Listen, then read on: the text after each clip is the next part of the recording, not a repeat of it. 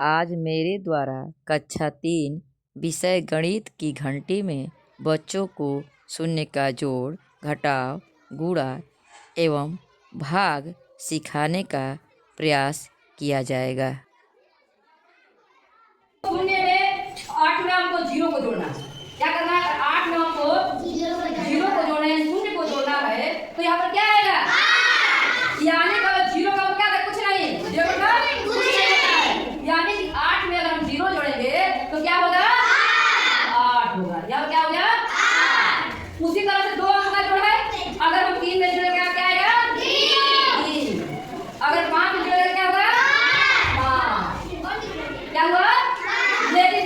यानी कि हम 53 में जीरो का कोई फर्क नहीं पड़ा।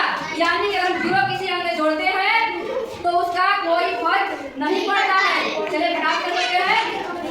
चलिए घटाव करते हैं। घटाव कर चलते हैं। चलिए अगर देखिए, अगर घटाव 5 में जीरो घटाते हैं तो क्या बचेगा? 5। यानी कि घटाव में भी जीरो का कोई फर्क नहीं पड़ा। यानी 5 में जीरो क्या हुआ? 5। चलिए इसमें घटाइए। 2 में जीरो गया 2, 3 में जीरो गया 3, 4 में जीरो गया 4।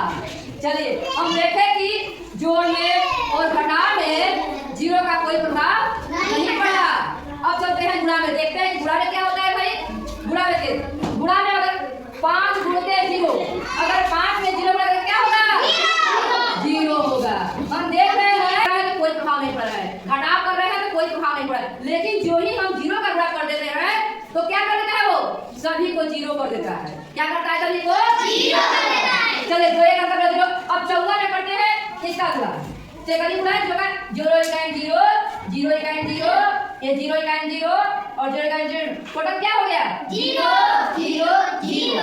यानी 54 में 0 गुणा किए तो क्या आएगा? 0। यानी किसी भी अंक में अगर हम 0 का गुणा करते हैं तो उसका मान क्या होता है? 0 होता है। चलते हैं भाग की तरफ भाई। अब हमको 4 में 0 का भाग देना है। तो बताइए क्या 4 में 0 का भाग हम दे सकते हैं?